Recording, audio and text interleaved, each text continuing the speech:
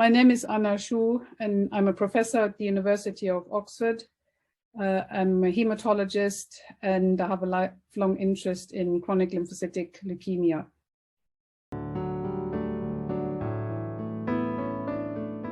CLL, as we call it in the jargon, is basically a cancer of the immune system. And what that means is that the immune system doesn't really work properly anymore when patients have CLL. And this problem gets worse over time. So initially, when patients are first diagnosed, the immune system might still be functioning relatively normal, but then over time, they might get recurrent infections. And so very often we see that patients will need antibiotics much more frequently than a patient without CLL.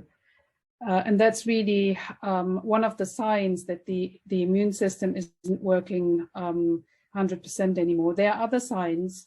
Some patients develop what we call autoimmune problems, and they develop antibodies against their own body, against their red cells or against their platelets.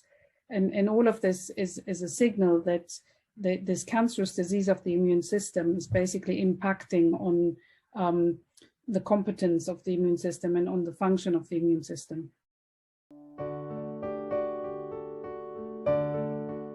Patients with CLL are immune compromised, and it means that they cannot produce antibodies and the defense against COVID. They also can't produce antibodies in response to vaccination. And so they are really unprotected and very vulnerable during the pandemic, not like people with a normal immune system who've now had vaccinations and who are protected.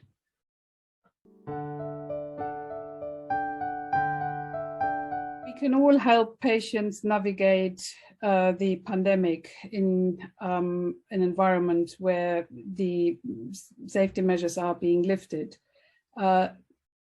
Clearly, policymakers have to do their part in providing access to prophylaxis and also treatment against COVID infections. And there are very effective therapies around that will help, but the access is not always given. And then secondly, patients, when they go out and about, they should be wearing masks, and we should consider patients with CLL on World CLL Day by also wearing a mask when we are getting into supermarkets or trains or wherever we see other people wearing masks, because they could be immune compromised, and we should show solidarity. I would like to invite you to consider CLL patients on World CLL Day.